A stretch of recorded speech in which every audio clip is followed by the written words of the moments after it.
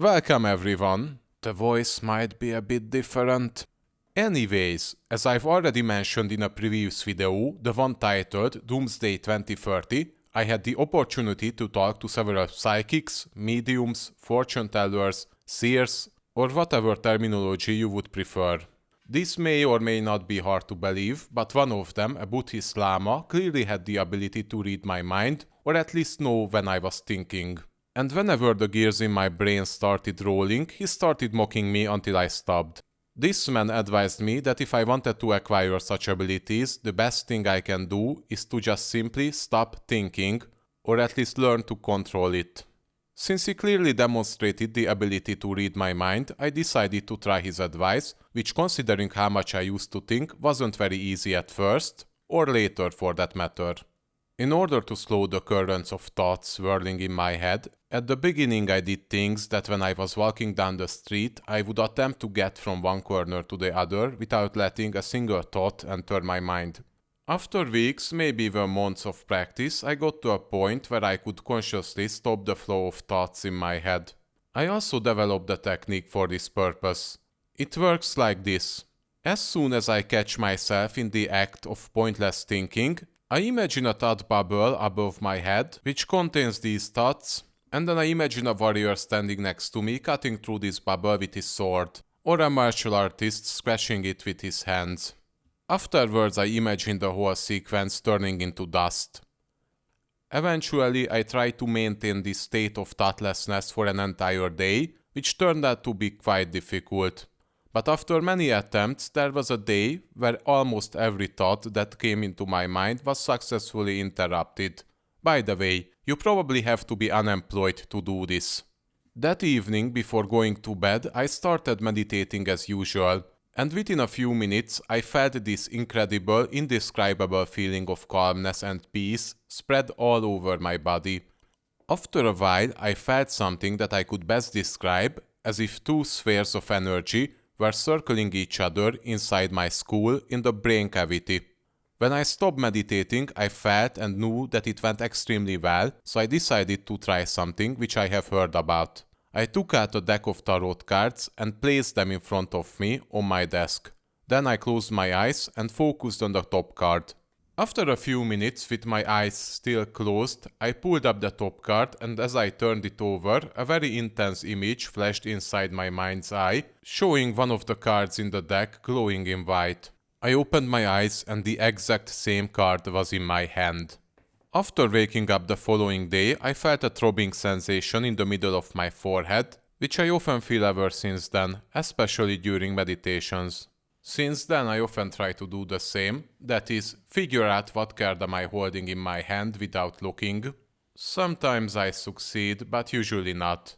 I assume the success rate would probably be higher if I wouldn't think for 12 hours beforehand. But despite the process of not thinking being simple, it's definitely not easy. As far as I see, there's two explanations. The first is that the human mind is like a container, and constant thinking fills it up. And whenever it's full, we cannot receive information from quote-unquote alternative sources. This would also indicate that if we think constantly, then higher powers will have trouble pouring certain things into us. Probably that's why mediums need to go into a trance state before they are able to receive visions and messages. Due to this event, the possibility occurred to me that thoughts are not produced inside our brain, but rather they are called in from an outside source, like a type of cosmic thought field, and the so-called 100 monkey effect could support this. In the 1950s, Japanese researchers studied a population of snow monkeys living on Kojima Island, where they fed them food which the monkeys had no access previously, such as sweet potatoes.